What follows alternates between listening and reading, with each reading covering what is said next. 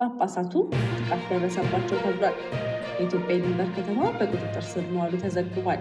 ግብፅ ስታወግዝ የቆየችውን ድርጊት ያለ ከልካይ በማድረግ ላይ ትገኛለች። የፋርስ ባህረ ሰላጤ ሌሊቱን ሙሉ ጥቃቶችን ስታስተናግድ አነጋች። ሰላም የተከበራችሁ የሀበሻ ጉር ዜና ዩቱብ ቤተሰቦቻችን፣ እንደተለመደው በዛሬውን ስርጭታችን ውስጥ ትኩረትን የሚስቡ ክስተቶችን፣ የፖለቲካ፣ የኢኮኖሚ፣ የማህበራዊና ሌሎች ወቅታዊ ጉዳዮችን በዝርዝር ልናቀርብላችሁ ተዘጋጅተናል። እስከ ቪዲዮ መጨረሻ ድረስ ከኛ ጋር አብራችሁ እንድትቆዩ በታላቅ አክብሮት እንጋብዛችኋለን። ከኛ ጋር በመቆየት አንዳችን ጠቃሚ መረጃ እንዳያመልጣችሁ ያድርጉ። ወደ ዝርዝር መረጃዎቻችን እናልፋለን።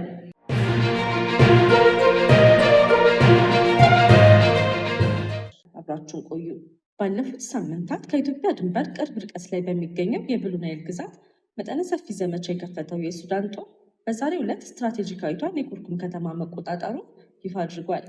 ካለፈው አርብ አንስቶ ከተቀናቃኙ የፈጥኖ ደራሽ ኃይል ጋር ከባድ ትንቅንቅ ያደረገው ጦሩ በመጨረሻም ከእልህ አስጨራሽ ውጊያ በኋላ ከተማዋ እንደተቆጣጠረ ገልጿል። ከተማዋ በኢትዮጵያና በሱዳን መካከል ቀጥተኛ የየብስ ግንኙነት መስመር በመሆኗ የንግድና ለወታደራዊ እንቅስቃሴዎች በጣም ወሳኝ እንደሆነች ተገልጿል። በሌላ ዜና ትህነግ የግዳጅ ወታደራዊ አፈሳና የትግራይ ወጣቶችን በግድ ታፍሰው ለሱዳን እየተሸጡ ነው ያሉ ጳጳሳት ላይ ጥቃት ሰነዘረች። በትግራይ ክልል ራሱን ችሎ በተደራጀው መንበረ ሰላም ኦርቶዶክስ ተዋሕዶ ቤተክርስቲያን ከፍተኛ አባቶች ላይ ትናንትና ሌሊት በትህነግ ታጣቂዎች የተኩስ ጥቃት መፈጸሙን ተቋሙ አስታውቋል። የታጠቁ ኃይሎች የተፈጸመውን ይህንን ጥቃት ተከትሎ ቤተክርስቲያኗ በወጣችው መግለጫ ድርጊቱ የተፈጸመው በብፁዕ አቡነ ናትናኤል እና ብፁዕ አቡነ አረጋይ ላይ መሆኑን ጠቅሳለች። በጥቃቱ በአባቶች ላይ የደረሰ አካላዊ ጉዳት ባይኖርም ድርጊቱ ከፍተኛ ውግዘትን አስከትሏል። ቤተክርስቲያኗ በመግለጫዋ ጥቃቱን የትህነግ ታጣቂዎች እንደፈጸሙት የገለጸ ሲሆን ለጥቃቱ መንስኤ ነው የተባለው አባቶቹ በክልሉ እየተካሄደ ያለውን የግዳጅ ወታደራዊ አፈሳና የትግራይ ወጣቶች በግድ ታፍሰው ለሱዳን የተሸጡ ነው ያሉትን ድርጊት በጽኑም በመቃወማቸውና በማውገዛቸው እንደሆነ ተመልክቷል። ከትግራይ ዜና ሳንወጣ በአዲስ አበባ በአንድ ምሽት ከ300 በላይ የትግራይ ተወላጆች ታስረው እንደነበር ተሰማ። በትግራይ እየተደረገ ያለውን መጠነ ሰፊ ወታደራዊ ግዳጅ አምልጠው ወደ አዲስ አበባ የሸሹ የትግራይ ተወላጆች ታስረው እንደነበረ አቶ ጌታቸው ረዳ ይፋ አደረጉ። ከታሰሩት መሃል በርካቶች እንዲለቀቁ ማድረጋቸውንም አክለዋል። የጠቅላይ ሚኒስትሩ የአፍሪካ ቀንድ አማካሪ የሆኑት አቶ ጌታቸው ረዳ በትናንትናው ዕለት በአንድ መድረክ ላይ ያደረጉት ንግግር ትኩረት ሳቢ ሆኗል። በርካታ ጉዳዮችን በንግግራቸው የዳሰሱ ሲሆን አሁን በትግራይ እየተደረገ ያለው ወታደራዊ ግዳጅ አዳዲስ ተፈናቃዮችን እየፈጠረ ነው ብለዋል። ለእኔ ከትግራይ ውትድርና ግዳጅ አፈሳ ሰርቶ የሚመጣ ሰው ተፈናቃይ ነው፣ ስራ ፍለጋ አይደለም የመጣው እዚህ ብለዋል። በርካታ የትግራይ ተወላጆች እየታሰሩ ነው የሚል ሪፖርት በተደጋጋሚ የቀረበላቸው በመሆኑ በቅርቡ ከፌዴራል እና ከአዲስ አበባ ፖሊስ ጋር ውይይት ማድረጋቸውን ጠቅሰው ስለ ሁኔታው አስረድተዋል። አንዳንዱም የነበረው ሁኔታ ያስደነግጣል። በእርግጥ ከጸጥታ አካላቱ ጋር ስለምንነጋገር በአጭር ጊዜ ውስጥ ያለአግባብ የታሰሩ ሰዎችን ማስፈታት ችለናል። ከሚመለከታቸው አካላት ጋርም እንገናኛለን። ነገር ግን አንድ ቦታ ለሚኩራ ክፍለ ከተማ በአንድ ምሽት ብቻ 300 አካባቢ ትግራይ ተወላጆች ታስረው ነበር።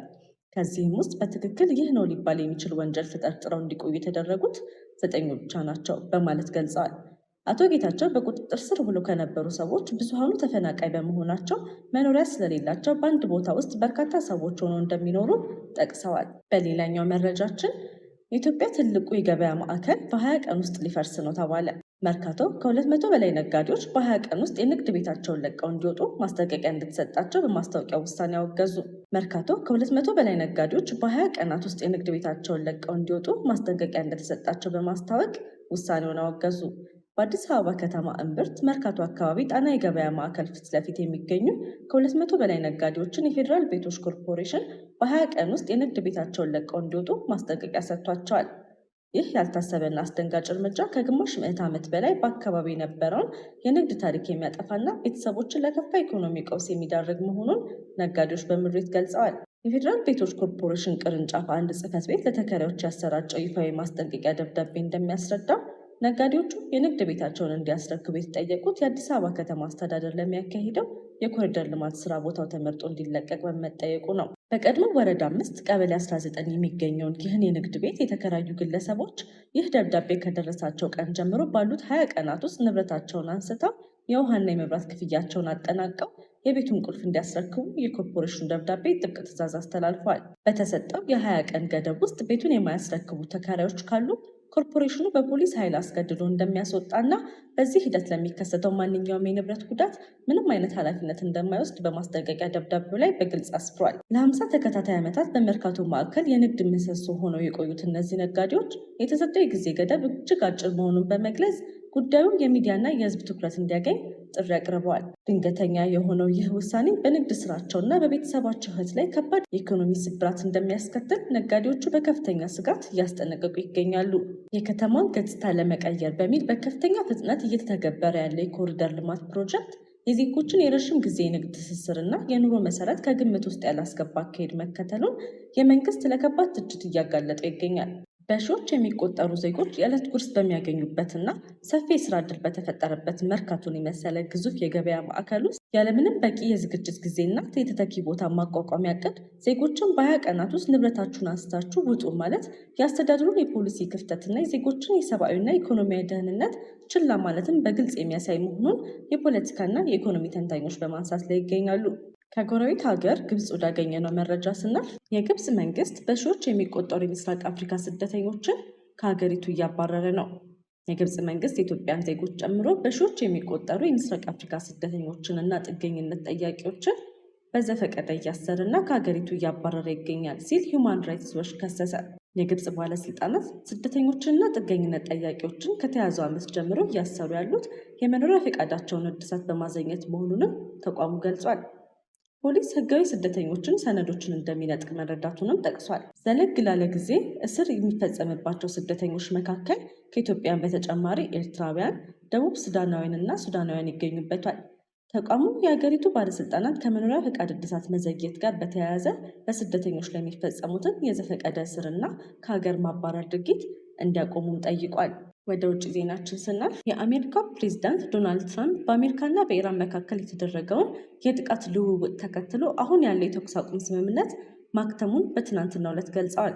ፕሬዝዳንቱ አክለውም በኢራን ላይ ተጨማሪ የአየር ጥቃቶች ሊፈጸሙ እንደሚችሉ አስጠንቅቀዋል። በቱርክ አንካራ እየተካሄደ ባለው የኔቶ ስብሰባ ላይ ለጋዜጠኞች መግለጫ የሰጡት ትራምፕ ስምምነቱ ያበቃ ይመስለኛል፣ ከእነሱ ጋር ዳግም መነጋገር አልፈልግም፣ አጭበርባሪዎች ናቸው ብሏል። ይህ መግለጫ አሜሪካና እስራኤል የጀመሩትን ጦርነት ለማስቆም ከኢራን ጋር የተፈራረሙትን የመግባቢያ ሰነድ ተከትሎ የመጣ ድንገተኛ የአቋም ለውጥ ነው። ባሳለፍነው ምሽት ጠንካራ ጥቃቶች ፈጽመንባቸዋል፣ ምናልባትም እንደግመዋለን ያሉት ትራምፕ አሜሪካ አሁንም በከፍተኛ ደረጃ ጥቃት እንዳላደረሰች በመግለጽ የኤሌክትሪክና የውሃ ማጣሪያ ተቋማትን ኢላማ ሊያደርጉ እንደሚችሉም ተናግረዋል። የሲቪል መሰረተ ልማቶች ላይ ጥቃት ማድረስ የጦር ወንጀል ሊያስብል እንደሚችል ቢነገርም ትራምፕ ግን አስፈላጊ ከሆነ እንደሚያደርጉት ገልጸዋል። በተጨማሪም በኢራን ላይ የባህር ላይ እገዳን ዳግም ስለመጣልም አንስተዋል። ይህ የትራምፕ መግለጫ በዓለም ገበያ ላይ ወዲያውኑ ተጽዕኖ ያሳደረ ሲሆን የነዳጅ ዋጋ መጨመር ጀምሯል። የሰላም ንግግሩን በተመለከተ ዋና የአሜሪካ ተደራዳሪዎች የሆኑት ስቲቭ ዊትኮፍ እና የፕሬዝዳንቱ አማች ጃሬድ ድርድሩን መቀጠል ቢፈልጉም ትራምፕ ግን ውሸታሞች ስለሆኑ ከእነሱ ጋር ጊዜ ማጥፋት ነው በማለት አጣጥለውታል። የውጥረቱ መባባስ የተከሰተው ኢራን በሆርሙዝ ባህረ ሰላጤ በሚገኙ 3 የንግድ መርከቦች ላይ ጥቃት መክፈቷን ተከትሎ አሜሪካ የአጸፋ እርምጃ መውሰዷን ተከትሎ ነው። ለዚህም የኢራን አብዮታዊ ዘብ የአሜሪካ ጦር ሰፈሮች በሚገኙባቸው ኩዌትና ባህሬን ላይ በሚሳኤልና ድሮን ጥቃት ምላሽ መስጠቱም ይታወሳል። በሌላ በኩል ፕሬዚዳንቱ በኔቶ አባል ሀገራት ላይ ያላቸውን ቅሬታ አሰምተዋል። አውሮፓውያን ለራሳቸው መከላከያ በቂ በጀት እየመደቡ አይደለም ያሉት ትራምፕ ኢጣሊያ፣ ጀርመን እና ፈረንሳይ አሜሪካ ከኢራን ጋር በገባችው ጦርነት ድጋፍ እንዳልሰጧት በግልጽ ተችተዋል። ሆኖም ከዩክሬኑ ፕሬዝዳንት ቭላዲሚር ዘለንስኪ ጋር በነበራቸው ቆይታ ዩክሬን የፓትሪዮቱ ሚሳኤል በራሷ እንድታመርት አሜሪካ ፍቃድ እንደምትሰጥም አስታውቋል። የቱርኩን ፕሬዝዳንት ኤርዶጋንን ባገኙበት ወቅት ደግሞ የአሜሪካን ኮንግረስ እገዳ ቢኖርም ኤፍ-35 የጦር አይሮፕላንን ለቱርክ ስለመሸጥ መወያየታቸውን ተዘግቧል። አስገራሚ ወደ ተባለው መረጃችን ስናልፍ በቲክቶክ ቀጥታ ስርጭት ላይ በመሳሳማቸው በይፋ የጅራፍ ቅጣት ስለተፈረደባቸው ፍቅረኛሞች እንመለከታለን። በኢንዶኔዥያ አቸህ ግዛት ውስጥ በቲክቶክ ቀጥታ ስርጭት ላይ በይፋ ተሳስመው የተገኙ 2 ወጣቶች በሀገሪቱ የእስልምና ሸሪዓ ሕግ መሰረት በሕዝብ ፊት የጅራፍ ቅጣት እንደተፈጸመባቸው ተገለጸ። ድርጊቱ በዓለም አቀፍ ደረጃ መነጋገሪያ የሆነ ሲሆን በሰብአዊ መብት ተሟጋቾች ዘንድ ከፍተኛ ውይይት እየተደረገበትም ይገኛል። የ22 ዓመቱ ወጣትና የ25 ዓመቷ ወጣት በባንዳ አቸህ ከተማ ውስጥ በአንድ መኪና ውስጥ ተቀምጠው በቲክቶክ ላይ የቀጥታ ስርጭት ሲያስተላልፉ ነው ድርጊቱን የፈጸሙት። የቪዲዮ ምስሉ በኢንተርኔት ላይ በፍጥነት መሰራጨቱን ተከትሎ የአካባቢው ነዋሪዎች ለፖሊስ ጥቆማ በመስጠታቸው ወጣቶቹ በቁጥጥር ስር ውለዋል። በአቸህ ግዛት ሕግ መሰረት ሳይጋቡ በማንኛውም መልኩ አካላዊ መቀራረብና መሳሳብ በጥብቅ የተከለከለ ነው። ወጣቶቹ በሸሪያ ፍርድ ቤት ከቀረቡ በኋላ መጀመሪያ ላይ እያንዳንዳቸው 25 ጅራፍ እንዲገረፉ ተፈርዶባቸው የነበረ ቢሆንም ፍርዳቸውን ከመስማታቸው በፊት ለ4 ወራት በእስር በመቆየታቸው ቅጣቱ ወደ 21 ጅራፍ ዝቅ እንዲል ተደርጓል። ቅጣቱ በህዝብ መናፈሻ ውስጥ በርካታ ሰዎች በተሰበሰቡበት በይፋ የተፈጸመ ሲሆን ባለስልጣናቱ የቀጥታ ቪዲዮ ስርጭቱ የተመዘገበበትን ተንቀሳቃሽ ስልክና ዩኤስቢ ጭምር በቁጥጥር ስር አውለው አውድመውታል። ኢንዶኔዥያ ውስጥ የራሷን እስላማዊ የወንጀለኛ መቅጫ ህግ እንድትተገብር ልዩ የራስ ገዝ ስልጣን የተሰጣት ብቸኛዋ ግዛት አቸህ ናት። የአካባቢው ነዋሪዎች ህጉ ባህላቸውንና እሴታቸውን ለመጠበቅ እንደሚረዳ ቢገልጹ፣ የአምነስቲ ኢንተርናሽናል የመሰሉ ዓለም አቀፍ የሰብአዊ መብት ተሟጋቾች ግን ድርጊቱን የሰው ልጅ ክብር የሚያዋርድ ነው በማለት አጥብቀው አውግዘውታል። ለዛሬ ያዘጋጀናቸው ትኩስ አስፈላጊና ሰበር መረጃዎች እስከዚህ ድረስ ነበሩ።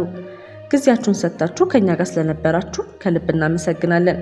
ሁልጊዜ ፈጣን፣ ትክክለኛ፣ የተረጋገጠና ሚዛናዊ ዜና እንዲደርሳችሁ በየቀኑ በትጋት እየሰራ እንገኛለን። በኢትዮጵያና በዓለም ዙሪያ የሚከሰቱ ወቅታዊ ክስተቶች፣ የፖለቲካ፣ የኢኮኖሚ፣ የማህበራዊና ሌሎች ወቅታዊ ጉዳዮችን በፍጥነትና በአስተማማኝ ሁኔታ ለእናንተ ለማድረስ ቁርጠኞች ነን። ከኛ ጋር ገና ካልተቀላቀላችሁ የሀበሻ ጎድ ዜና ዩቲዩብ ቻናልን ሰብስክራይብ በማድረግ የቤተሰባችን አካል ይሁኑ። እንዲሁም የደወል ምልክቱን በመንካት ማንኛውም አዲስ ዜናና ሰበር መረጃ በታተመ ቅጽበት እንዲደርሳችሁ ያድርጉ። ቪዲዮን ላይክ በማድረግ አስተያየታችሁን በመጻፍና ለወዳጆቻችሁ በማጋራት የምታደርጉልን ድጋፍ ለእኛ ትልቅ ብርታት ነው። ስለምትከታተሉና ስለምትተማመኑብን ከልብ እናመሰግናለን። ሀበሻ ጎልድ ዜና፣ ፈጣን ተአማኒና የተረጋገጠ መረጃ የሚገኝበት አድራሻ። እስከምንገናኝ ድረስ ሰላምና ጤና ከእናንተ ጋር ይሁን።